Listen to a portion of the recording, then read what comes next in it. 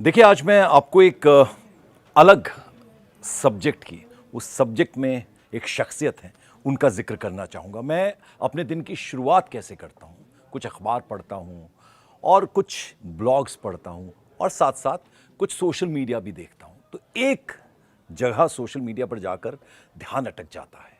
वो ध्यान अटकता है superstar, the original he man Dharmendra के सोशल मीडिया अकाउंट में जाकर। हर रोज कभी कोई पुराना सा गीत गुनगुनाते हुए धर्मेंद्र नजर आते हैं, तो कभी अपनी पुराने वक्त की एक फिएट कार कितनी सहेज के, कितनी संभाल के रखी है, उसे चलाते हुए नजर आते हैं। कभी कुछ फ्रेश वेजिटेबल्स खुद निकालते हुए अपने जो फार्म में उनके सब्जियां उगी हुई हैं उसमें से दिखाते हैं। कभी छोटे से प्यारे से बच्चे वहाँ जो तमाम वर्कर्स हैं उनके फार्म हाउस में, उनके साथ अटखेलियाँ करते हुए नजर आ जाते हैं। तो कभी उनके जो साथी रहे हैं, जो अब इस दुनिया में हैं, कुछ जो इस दुनिया में नहीं हैं, उनका जिक्र करते हुए नजर आते हैं। और कई बार उनकी आंखें नम भी हो जाती हैं, क्योंकि बहुत ही भावुक इंसान हैं, एकदम ट्रू फैमिली मैन उन्हें कहा जा सकता है। अपने बच्चों से, अपने परिवार से बहुत प्यार करते हैं और हमेशा सबको I love all of you इस तरह की बात करते हैं। वो अपना जो भी चीज़ कहते हैं उसका एंड इस तरह से करते हैं। तो उनका हंसता हुआ, मुस्कुराता, वो इतने ज़बरदस्त हैंडसम वो इस उम्र में भी लगते। तो आप समझ सकते हैं कि जब उनके जवानी के दिन रहे तो वो कैसे लगते थे। वो किसी से छिपा हुआ नहीं है। दुनिया के 10 मोस्ट हैंडसम लोगों में उनका नाम शुमार होता था, ओरिजिनल ही मैन धर्मेंद्र। और फिर आपको बता दें कि उनका फिल्मी सफ़र कैसे शुरू हुआ। 1960 उनकी फिल्म आई थी, दिल भी तेरा हम भी तेरे। उसी से उनकी शुरुआत हुई थी। और आपको मालूम होगा कि वो अक्सर इस बात का जिक्र करते हैं कि उनकी तस्वीर, उन्होंने कोई भी तस्वीर उनके पास थी, कोई किसी फोटोग्राफर के पास जाकर उन्होंने अपनी वो तस्वीर खिंचवाई और वो एक कॉन्टेक्स्ट में, उन्होंने एक कॉन्टेस्ट में भेजी और फिर उन्हें बुला लिया गया और उनका फिल्मी सफ़र शुरुआत हुई। दिलीप कुमार साहब से बहुत मुतासिर रहे, हमेशा से उनका जिक्र करते थे। उनका जिक्र करते करते अक्सर उनकी आंखें नम हो जा करती थी, वो भी हम देखते हैं। तो धर्मेंद्र, आपको मालूम है कि इतनी खूबसूरत शक्ल और उतना ही बलिष्ठ शरीर। धर्मवीर फिल्म याद होगी आपको, वो जो ख़ास तौर पर उन्होंने ड्रेस पहना था, वो शायद कोई और एक्टर हिम्मत ना कर पाए इस तरह की ड्रेस कैरी करने, और कितनी बखूबी से उन्होंने कैरी की। और फिर शोले का वो किरदार, वीरू, जय वीरू की जोड़ी, उस फिल्म में जो कमाल धर्मेंद्र ने करके दिखाया, वो शायद अपने आप में एक यादगार फिल्म है और उसमें जो रोल उन्होंने निभाया वो भी यादगार है।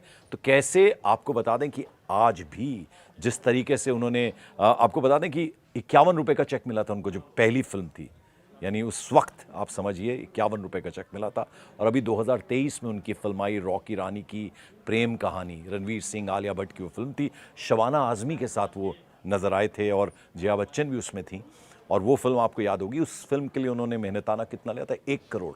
यानी अमिताभ बच्चन के बाद शायद दूसरे ऐसे स्टार हैं और पुराने वक्त के कि वो इतनी फीस अभी भी लेते हैं। और फिर उनका जो जीवन रहा है, मोहम्मद रफ़ी उनके गाने गुनगुनाते हुए अक्सर उन्हें फार्म हाउस में देखा जाता। तो ये आप देखें, और इतने जिंदा दिल इंसान, जितने आजकल आपको मालूम है कि बहुत सारे शोज़ टीवी पे आते हैं जिसमें वो आते हैं और फिर उनका ख़ास तौर से हैट पहनने का अंदाज़, कैप पहनने का अंदाज़ और जिस तरह के कपड़े वो कैरी करते हैं, और उन पे फपते भी कितने हैं। और फिर यारों के यार, आप शत्रुघ्न सिन्हा को ले लीजिए, अमिताभ बच्चन को ले लीजिए, किसी भी स्टार, नए गोविंदा को ले लीजिए, कोई उनकी तारीफ़ करते थकता नहीं है। यानी ऐसी शख्सियत धर्मेंद्र की। और फिर शेरो शायरी का बहुत ज़्यादा उन्हें इल्म था और शेरो शायरी का उन्हें बहुत ज़्यादा शौक़ है भी। तो ये उन्होंने अक्सर वो बताते हैं अपने साक्षात्कार में। तो इस तरह की पर्सनैलिटी उनकी। और फिर आपको मालूम है कि रोमांटिक फिल्में उन्होंने की, कॉमेडी फिल्म चुपके चुपके आपको याद होगी, अमिताभ बच्चन के साथ जिस तरह का किरदार, ऋषिकेश मुखर्जी की फिल्में, उन्होंने बहुत ज़्यादा उसमें काम किया है। और फिर एक्शन, जैसे जैसे उनकी उम्र बढ़ती चली गई फिर वो एक्शन की तरफ आए और एक्शन में भी उन्होंने अपना लोहा मनवाया। और अभी याद होगी आपको पूरे, तो मतलब तीनों फैमिली मेम्बर्स के साथ, यानी बॉबी देओल, धर्मेंद्र और कौन, सनी देओल, अपने, ये फिल्म उनकी आई। और फिर उसका म्यूज़िक, वो फिल्म और रिश्तों को एक तरह से दिखाती हुई वो फिल्म थी, वो सब ने बेहद पसंद भी की। तो आपको मैं बता दूं कि धर्मेंद्र के मन में हमेशा से वो अच्छी फिल्मों के शौकीन और हमेशा दूसरों की तारीफ़ करने से कभी पीछे नहीं हटते हैं।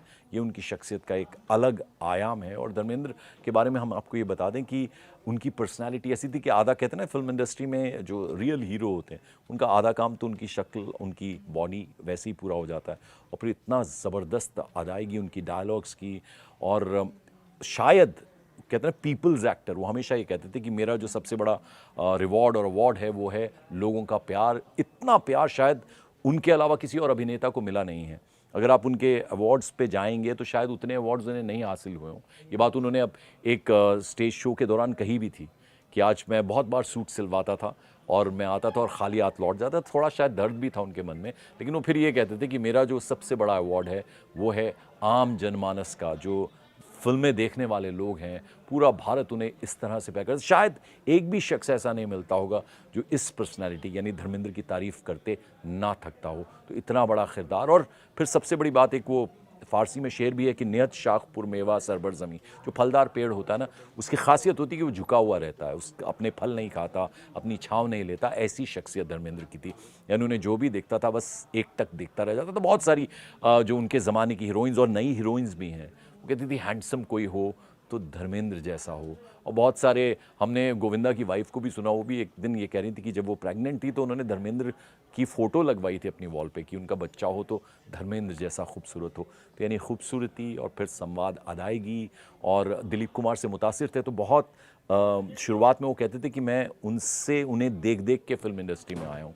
और फिर यंगस्टर्स तक, अभी आप समझ सकते हैं रणवीर सिंह आलिया भट्ट के साथ उन्होंने फिल्म की रॉकी रानी की प्रेम कहानी, जिसका हमने जिक्र किया। तो आप समझ सकते हैं कि ऐसी शख्सियत धर्मेंद्र की है। और फिर उनके बारे में कह सकते हैं कि हज़ारों साल नरगिस अपनी बेनूरी पे रोती है, बड़ी मुश्किल से होता है चमन में दीदावर पैदा। ऐसे हमारे, आपके, हम सब के धर्मेंद्र हैं।